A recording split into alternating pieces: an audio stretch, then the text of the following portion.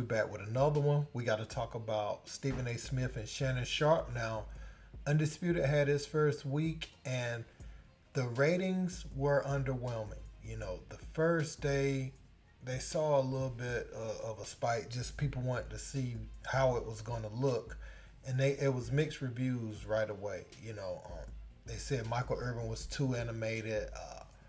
Keyshawn Johnson and Richard Sherman said it was just too much going on at the desk. And Skip had been reduced to nothing more than a moderator, a lot of people were saying. So when we saw this, we knew it was just a matter of time, you know, before First Take came. And with him still getting tripled by Stephen A. Smith and First Take's views prior to Shannon joining, can you imagine what Monday and Tuesday is going to look like ratings-wise? You know, if he still was tripling them with the new rollout. And Stephen A. Smith is not running from it. You know, he was being politically correct a lot of times when asked about Skip Bayless.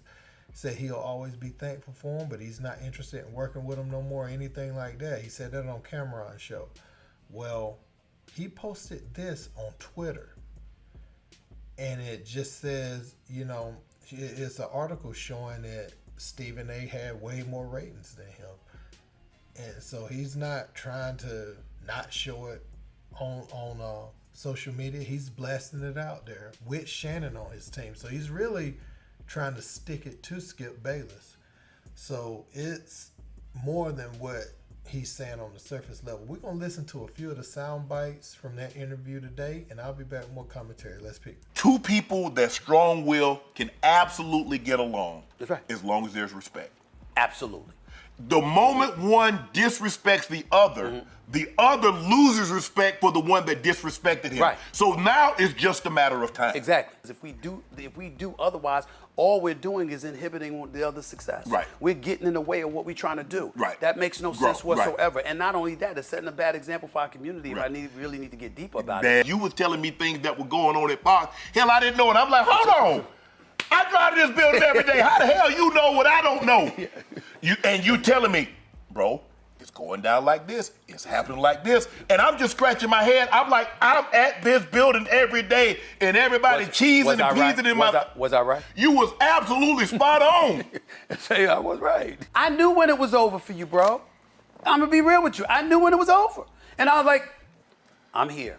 You see what I'm saying? You did? Because I knew what was going to happen.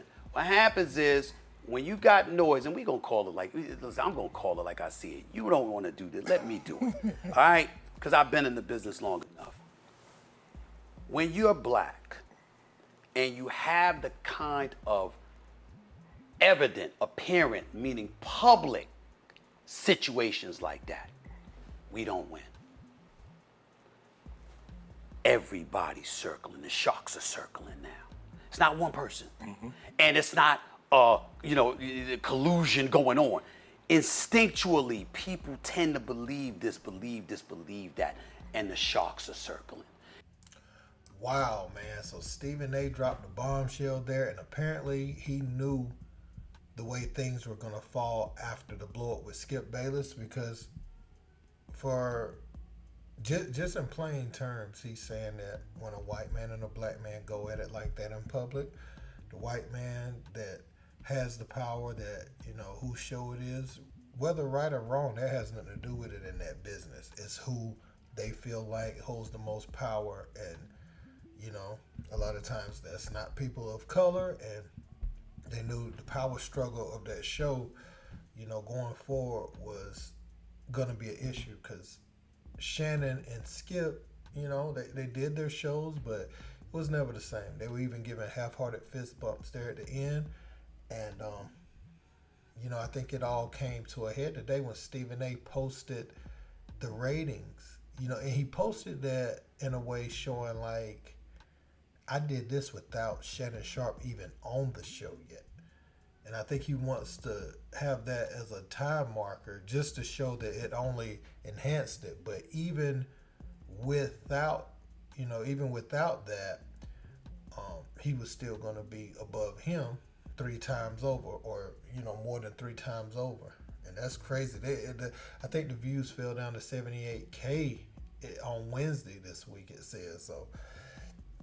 They really have been struggling for viewership. You know, that thing, they're gonna have to find something that works over there. And it's not uncommon, right? Stephen A. Smith's show has been doing 3 times more views. So if it was doing 131, 200K, that would be good for Fox Sports, you know, Undisputed. But for ESPN First Take, people just naturally turn to ESPN, just like, you know, it's programmed in your mind. If you watch sports, it's something people's just been turning on since Sports Center, and people do things out of patterns and habits. So since Stuart Scott, that's just the first thing you turn to for sports. So if you don't even know where to go, people that's casual watching, they'll turn on ESPN before they go searching for Fox Sports 1. It's just how it is, because ESPN has laid a foundation,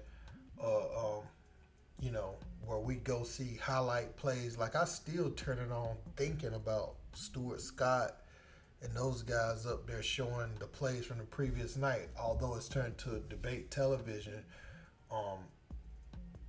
probably last 15 years, I still have memories of that. So subconsciously, I just turn it on sometimes, and so that helps with the ratings, because probably a lot of people like me.